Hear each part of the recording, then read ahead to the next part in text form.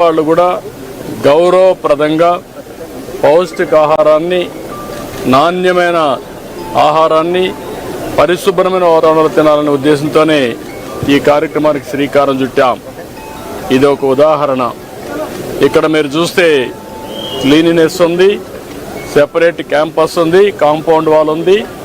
వచ్చిన వాళ్ళు ఎవరైనా సరే ఇక్కడ ఆ సమయంలో వస్తే మార్నింగ్ కానీ, మధ్యాహ్నం కానీ, రాత్రి కానీ 3 పూట్ల ఇక్కడ భోంచేసే పరిస్థితి వస్తుంది.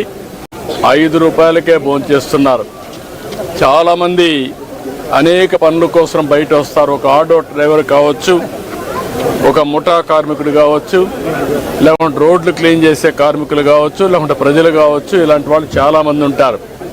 ఎక్కడన్నా భోజనానికి పోవాలంటే 100 రూపాయలు మినిమం ఒక పూటకు డబ్బులు పే చేసే పరిస్థితి వస్తుంది. అక్కడ కూడా పౌష్టికాహారం దొరికే పరిస్థితి లేదు. ఇవన్నీ పరిష్కారం కోసం పెట్టాం.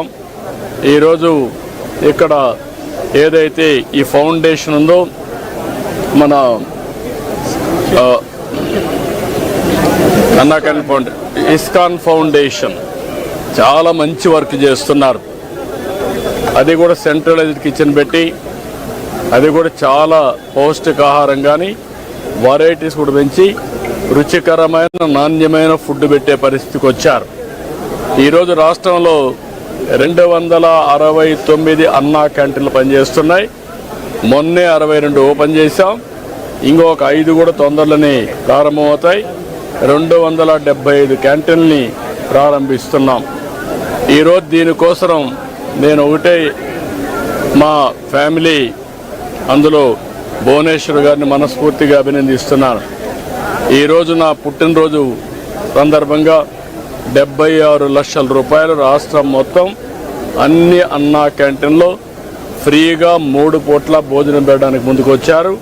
ఒక స్ఫూర్తిదాయకంగా నిలిచారు. ఈరోజు నేను ఒకటే ప్రజలందరికీ విజ్ఞప్తి చేస్తున్నా, ఇది ఒక స్ఫూర్తిదాయకమైన కార్యక్రమం.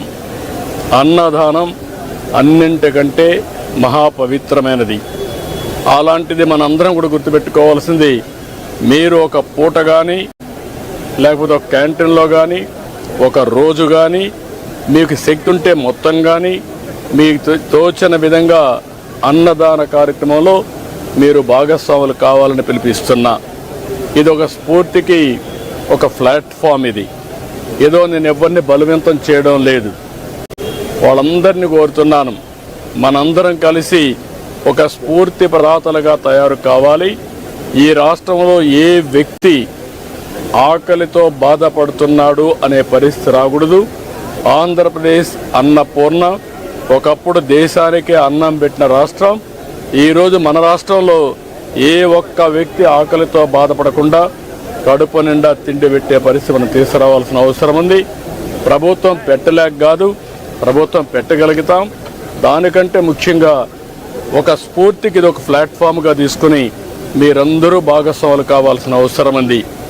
ఇది ప్రజా ఉద్యమంగా ముందుకు పోవాలి. నేను అందుకే P4 తీసుకొచ్చాను. P4 కూడా ప్రభుత్వం, ప్రైవేట్, పబ్లిక్ భాగస్వామ్యం. అందులో అన్నా క్యాంటీన్ కూడా ఒకటి. ఇది ఒకటే కాదు, డబ్బులుండే ప్రతి ఒక్కరు కూడా టాప్ 10%, బాటమ్ 20%ని అన్ని విధాలు ఆదుకోవాలి. అందుకే పేరు కూడా MBK అని పెట్టాను. మార్గదర్శి బంగారు కుటుంబం 10-20, 10-20, పైనుండే 20 మంది, 10 మంది, కింద నుండే 20 మందిని అనునిత్యం ఆదుకునే కార్యక్రమం చేయాలి. అది కూడా ఒక పూట ఏదో ఇచ్చేయడం కాదు. ఒక పూట కాకుండా వాళ్ళని short term, medium term, long term